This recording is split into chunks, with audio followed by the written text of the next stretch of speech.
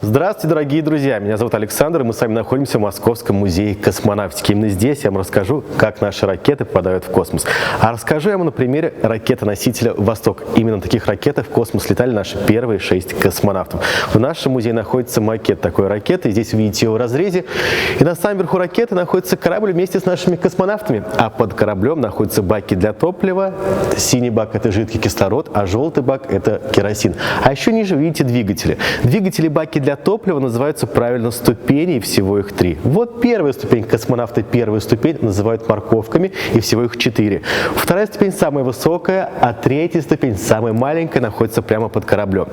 Когда мы запускаем двигатель нашей ракеты, мы запускаем одновременно сразу первые 2 ступени. Что это значит? То есть из них начинает расходоваться топливо. Ракета поднимается в космос, но топливо в морковках заканчивается быстрее, поэтому срабатывают специальные патроны, морковки отделяются и падают на землю. Это территория Казахстана, примерно 400 километров от места старта. Но во второй ступени топливо еще есть, поэтому она продолжает нашу работу и выводит наш корабль за пределы атмосферы.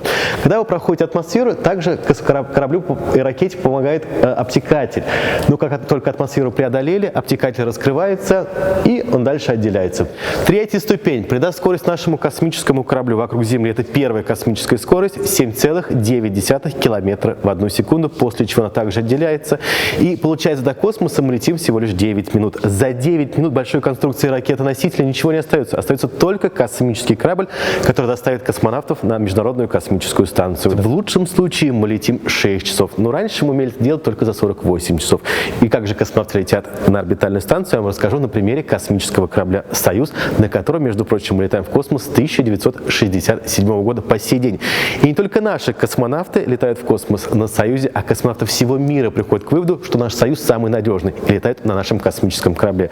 Конечно, не буду вас обманывать, есть в мире еще одна страна, помимо Российской Федерации, это Китай, у кого есть корабль свой, а все остальные летают только на нашем Союзе, и в нашем музее он есть настоящий. Давайте его посмотрим. А здесь перед вами находится космический корабль «Союз». Корабль состоит из 3 частей. Самая верхняя часть называется бытовой, либо орбитальный отсек, ниже находится спускаемый аппарат, еще ниже находится приборно-агрегатный отсек.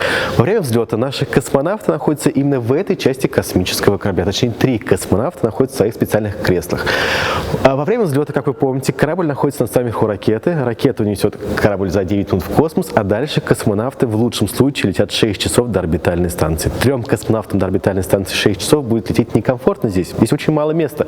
Поэтому, как дополнительное пространство, или, можно сказать, дополнительная комната, у них есть бытовой отсек.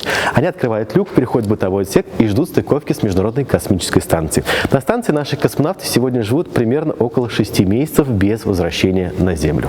Ну что, дорогие друзья, 6 часов это уже позади, поэтому прямо сейчас я вас приглашаю на орбитальную станцию. Вы можете посмотреть, как там живут и работают космонавты. Пожалуйста, проходите, но разуваться не стоит, потому что в космосе космонавты не ходят по полу. В космосе пол-потолок, такого понятия не существует. Поэтому прямо здесь, неприлично на Земле, находится рабочая поверхность.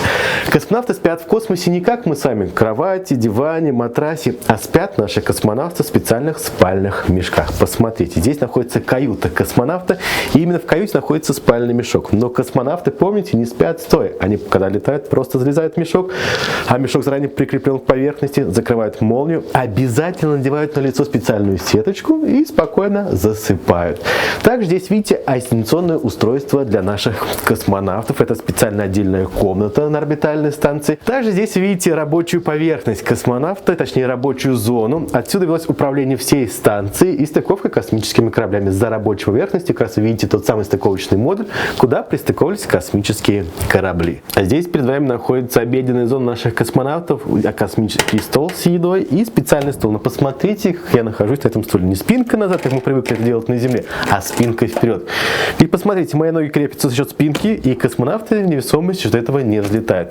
Ну и, конечно, космический стол. Здесь видите космическую еду. Но посмотрите, нету теперь у космонавтов тюбиков. Космонавты теперь используют полиэтиленовые пакеты, в которых находится сублимированная пища на Земле. И вот в таких условиях космонавты живут и работают примерно по 6 месяцев без своих родных, близких и без возвращения на Землю. А я на этом с вами не прощаюсь. Всем вам я хочу сказать до новых встреч. Спасибо за ваше внимание. Всем вам желаю космического здоровья, астрономических успехов. Ну и самое главное, чтобы ваши сокровенные желания обязательно исполняли. Всего доброго, до новых встреч.